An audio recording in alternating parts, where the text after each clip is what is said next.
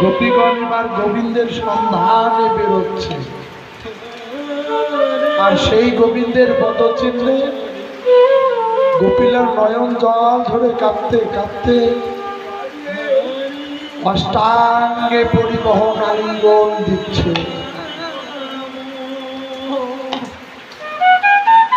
আর শেষে গোপীরা নয়ন ধরে কাঁদতে কাঁদতে বলিতেছে, প্রভু ওই পাথরে যদি লাগে দাগ, সে দাগও কিন্তু মুছেই যেতে পারে, আর তুমি আমার এই হৃদয়ে যে দিয়েছ দাগ, সে দাগ কি আর কোনোদিন মুছে যেতে পারে প্রভু?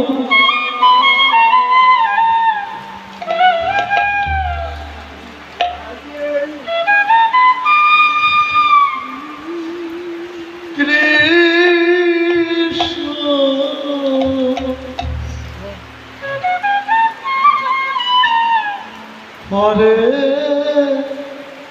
কৃষ্ণ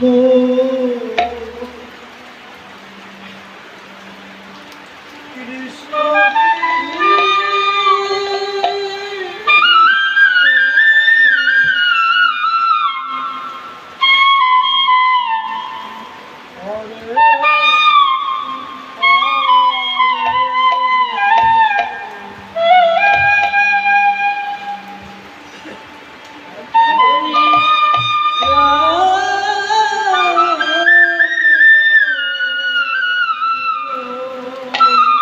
গোবিন্দের সেই পদচিহ্ন গোপীরা সর্ব অঙ্গে ধুলাসিত করে মাখিয়ে দিচ্ছে, আর নয়ন জল ধরে কাঁদছে।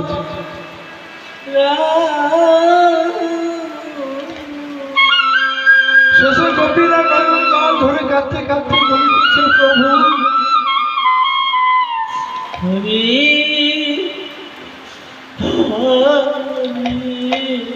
জগতে কোনো জীবের মধ্যে যদি তুমি বিরাজ না করো, জগতে কোনো জীব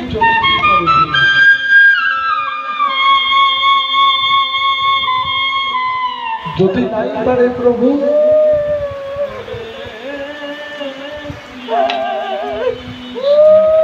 আমার এই অন্তরঙ্গ দেহটিকে দুটি ভাগে ভাগ করে দাও। একটি ভাগ আমি যেন তোমার ওই অমৃত সুধাময় কৃষ্ণ গুণগানের পথে বাইর হই, আর একটি ভাগ তোমার এই অমৃত সুধাময় কৃষ্ণ গুণগান গাইতে গাইতে নয়ন জল ধরে কাঁদতে কাঁদতে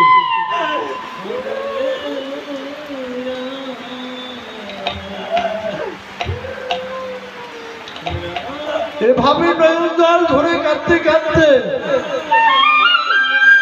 জগতে যেন আমি কোনো না কোনো এক বৈষ্ণবের চরণ দর্শন করিতে পারি। শেষে গোপীরা চতুর্দিকে ছুটে গেলেন।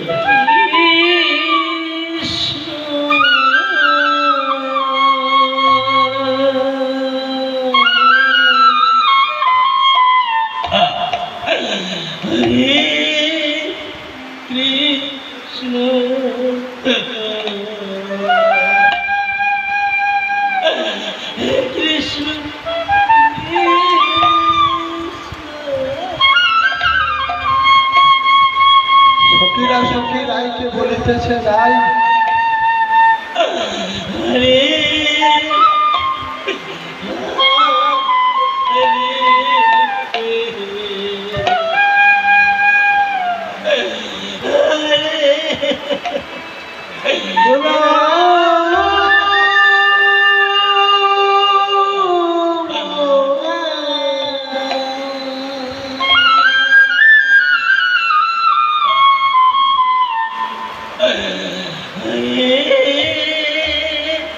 রাম রাম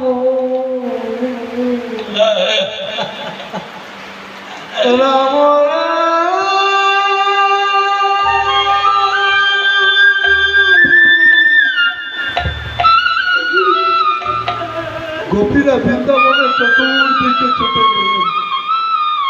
ছুটে গিয়ে এবার করজোড়ে মিনতি করে কৃষ্ণ কৃষ্ণ বলে ডাকতে শুরু করলেন।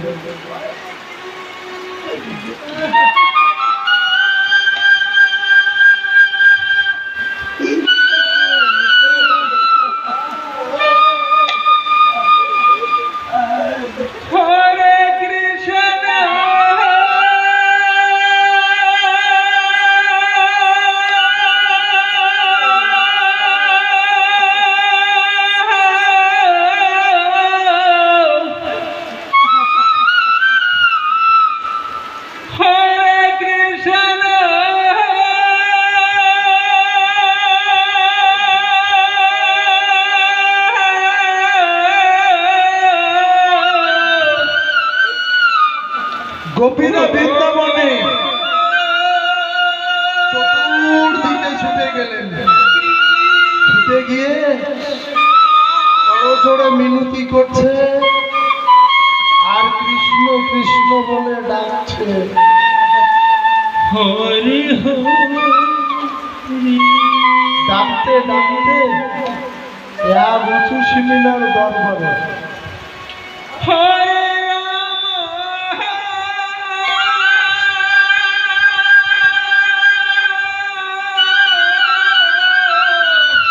এক মস্ত বড় বৃক্ষ রইয়াছে।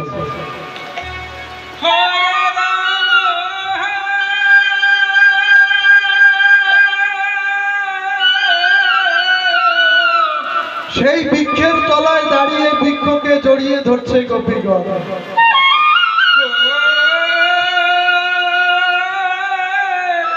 আর বলছে, বৃক্ষ বৃক্ষ তুমি তো জগতের উপকার করতে ভালোবাসো, আজ একটু আমায় উপকার করবে বৃক্ষ? বলো না বৃক্ষ, আমার জগৎপতি গৌর হরি কোন দিকে গিয়েছে?